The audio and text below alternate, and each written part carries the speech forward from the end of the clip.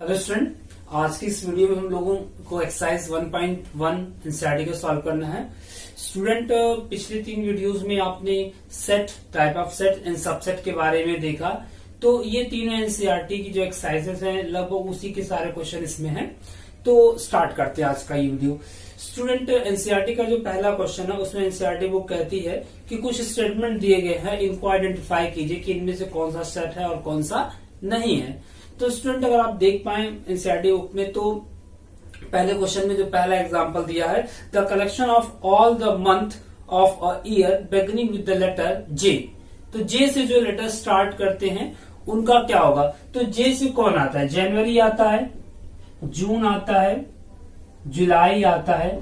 देख लियो अगर कोई आता हो तो जो ईयर में मंथ है, तो ये क्लासिफाई है कि यही लोग होंगे, इनके अलावा दूसरा नहीं होगा। तो इस तरह इसको कहेंगे ये सेट है। जस्ट हमको इस फर्स्ट क्वेश्चन में यही क्लासिफाई करना है कि जो स्टेटमेंट गिवन है वो सेट है या नहीं। अगर हम दूसरे स्टेटमेंट की बात करें, the collection of 10 most talented writer in the India. अब most talented writer, student most talented, इसका कोई मेजरमेंट नहीं हो सकता कि टैलेंट को कैसे मेजर करे, ठीक है। तो इसलिए ये सेट की कैटेगरी में नहीं आएगा। नेक्स्ट थर्ड है, a team of 11 best cricket batsman of the world. तो अब बेस्ट क्रिकेट बैट्समैन, तो इसमें आप क्लासिफाई नहीं कर पाएंगे किसको आप बेस्ट कहेंगे। स्टूडेंट देखिए, मोस्ट, बेस्ट, लॉन्गेस्ट, ये सब जब वर्ड आता है, इंटेलिजेंट, फेवरेट, इसका कोई सेट की कैटेगरी, क्योंकि इनका कोई मेजरमेंट नहीं हो पाएगा कि किसको कहें कि मोस्ट टैलेंटेड है, तो नहीं हो पाएगा। इस वजह से इस तरह के जो एग्जाम्पल होंगे वो सेट की कैटेगरी में नहीं आएंगे। स्टूडेंट, अगर आप चौथा एग्जाम्पल देखें, a collection of all boys in your class. तो आप डेफिनेटली आप अपने अगर क्लास में देखेंगे, जस्ट आप अपने आप को इमेजिन करके देखें कि आपकी क्लास में कितने बॉयज हैं। तो डेफिनेटली 8, 10, 20, 25, 30 जो भी बॉयज होंगे उनको आप क्लासिफाई जानेंगे, ये हमारे क्लास का बॉय। अगर पर्टिकुलर किसी दूसरे लड़के को सामने खड़ा किया जाए तो आप डेफिनेटली क्लियरिफाई कर पाएंगे ये हमारे क्लास का है या नहीं। अगर हम क्लियर कट इन्फॉर्मेशन रखते हैं तो वो सेट रहेगा, इसका मतलब ये भी आपका सेट होगा। इसके बाद स्टूडेंट पांचवें क्वेश्चन में कहता है, the collection of all natural number less than 100। Natural number less than 100 mean 1 to 99। Definitely इन्हीं लोगों को रखना है, इनके अलावा दूसरे को नहीं रखना है। This also be set. Last question जो इसमें दिया है, the collection of question in this chapter. The collection of question in this chapter. तो इस चैप्टर में जो क्वेश्चन का कलेक्शन होगा वो भी आपका सेट होगा, क्योंकि इस चैप्टर में कुछ 10, 20, 50, 60 क्वेश्चन होंगे जो भी वो आपके रहेंगे। तो इस तरह स्टूडेंट आप देख लीजिएगा इसमें से कि कौन सेट है कौन सा सेट नहीं है।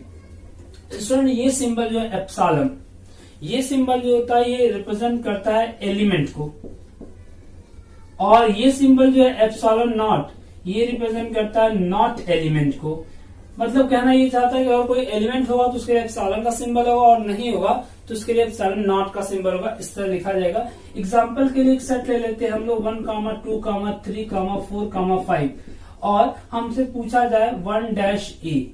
तो 1 क्या है? 1 is an element of set है, तो ऐसे भरा जाएगा। अगर पूछा जाए 6-A, तो 6 तो A का एलिमेंट नहीं है, इसके लिए does not belongs to A. Student, question number 2 में यही कहा गया, एक सेट दिया गया है 1, 2, 3, 4, 5, 6, और आपके यहाँ 1 से लेके 6 तक कुछ ऑप्शन दिए गए जिन्हें भरना है बिलोंग या नहीं। तो आप देखिएगा, अगर इन द सेट है तो बिलोंग भरेंगे, इन द सेट नहीं है तो डज नॉट बिलोंग भरेंगे। अगर इन द सेट है तो बिलोंग भरी, और इन द सेट नहीं है तो डज नॉट बिलोंग भरी। तीसरा क्वेश्चन जो स्टूडेंट है उसमें रोस्टर फॉर्म में कन्वर्जन करने को बोला गया। इसमें पहले इस जो वीडियो था उसमें बताया गया था कि सेट को कैसे रिप्रेजेंट करते हैं। सेट को रिप्रेजेंट करने के 2 आइडिया थे, एक रोस्टर फॉर्म था, दूसरा टेबुलर फॉर्म था। तो रोस्टर फॉर्म जिसको एक रोस्टर फॉर्म था उसको टेबुलर फॉर्म भी कहते हैं, और दूसरा सेट बिल्डर फॉर्म था। तो यहाँ पे जो क्वेश्चन नंबर 3 है इसमें रोस्टर फॉर्म में कन्वर्ट करने को कहा है आपको। सेट बिल्डर फॉर्म में दिया और रोस्टर फॉर्म में कन्वर्ट करने को कहा है। जैसे उन्होंने पहला स्टेटमेंट क्या लिखा है, x such that x is an integer and -3 less than equal x less than 7। ठीक, तो अब इसमें क्या, यक्स इंटीजर जो -3 के इक्वल भी है और -3 से ग्रेटर है, एंड 7 से क्या है, लेस है, यानी -3 होगा, -2, -1, 0, 1, 2, 3, 4, 5 एंड 6। देखिए 7 से छोटा होना चाहिए, तो 6 पे रुक जाएंगे, एंड -3 के इक्वल और इनसे ग्रेटर। तो ये सेट आपका हो जाएगा रोस्टर फॉर्म में। ठीक। तो ये आपका सेट बिल्डर फॉर्म हो गया, ये आपका रोस्टर फॉर्म हो गया। ऐसे ही अगर इसमें से कोई और क्वेश्चन देख लें हम लोग, थर्ड का फोर्थ देख ले, क्या देख लें, थर्ड का फोर्थ देख ले। तो थर्ड का फोर्थ देखिए आप, उसमें लिखा x is a prime number which is divisor of 60 के 1 2 3 4 5 6, फिर इसका 10 12 15, 15 के बाद आपका आएगा 30 के बाद आपका आ जाएगा 60। ये लोग है जो 60 के डिवाइजर है, जिनसे 60 कट जाएगा। अब इनमें देख ले प्राइम कौन है, 2 3 5, 2 3 5 ये लोग प्राइम है, तो इसका मतलब इसके 2 3 और 5। इसमें कहा है कि एक्स, जो तीसरे का चौथा क्वेश्चन उसमें कहा है x is a prime number which is divisor of 60, मतलब जो 6 को डिवाइड कर रहा हो। तो हम पहले 60 के सारे डिवाइजर लिख लेंगे और उसमें से जो प्राइम होगा उसको हम सेट में कलेक्ट कर लेंगे, तो डेफिनेटली ये क्या हो जाएगा, रोस्टर फॉर्म हो जाएगा। तो इस तरह हम क्लासिफाई कर सकते हैं कि रोस्टर और टेबुलर को कैसे अलग अलग करना है। चौथा क्वेश्चन यही कहता है कि सेट बिल्डर में कन्वर्ट कीजिए। सेट बिल्डर में वहां पे रोस्टर फॉर्म आपको दिया हुआ है। अगर मैं एक क्वेश्चन देखूं आपको 3 6 9 12, ये पहला लिखा है 3 6 9 12, तो अगर आप समझ पाए these are the multiple of 6, sorry multiple of 3, ये लोग क्या है 3 के मल्टीप्लायर्स हैं, तो these are the multiple of 3। Condition क्या लगनी होगी कि ये multiple of 3 less than equal x है, लेस देन इक्वल 12। तो आप एग्जैक्टली कंडीशन बनाएंगे x such that x is a multiple of 3 and 3 less than equal x less than equal 12। बस बात यही कंप्लीट कि 3 के मल्टीपल्स हैं जो 3 से इक्वल के शुरू होते हो और 12 तक जाएंगे, तो 3 6 9 एंड 12 यही लोग आएंगे। ठीक है सर, तो इस तरह आप कोई भी कन्वर्ट कर सकते हैं। आप चौथे का पांचवा अगर देखें, फोर्थ का फिफ्थ अगर आप बुक में देख पाते हो तो उसमें लिखा 1 4 9 डॉट 100। तो स्टूडेंट इसको ऐसे क्लासिफाई करते हैं 1 square 2 square 3 square dot 10 square. देखिए ऐसे कन्वर्ट हो जाएगा। अब ये क्या एक्चुअल में नेचुरल नंबर्स का स्क्वायर है, तो इसको ऐसे दिखाएंगे x such that x is equals to natural number का स्क्वायर। एक्स से नेचुरल नंबर का स्क्वायर। अब बताना पड़ेगा कि ये जो n है ये 1 से लेकर कहां तक है 10 तक। नेचुरल नंबर का स्क्वायर तो फिर 11 का स्क्वायर 12 का स्क्वायर भी चलने लगेगा, नहीं कहां से 1 से लेकर 10 तक का स्क्वायर है। इस तरह क्लासिफाई हो जाएगा कि ये आपका रोस्टर फॉर्म और ये आपका सेट बिल्डर फॉर्म। तो इसको जरा देखिएगा बढ़िया से।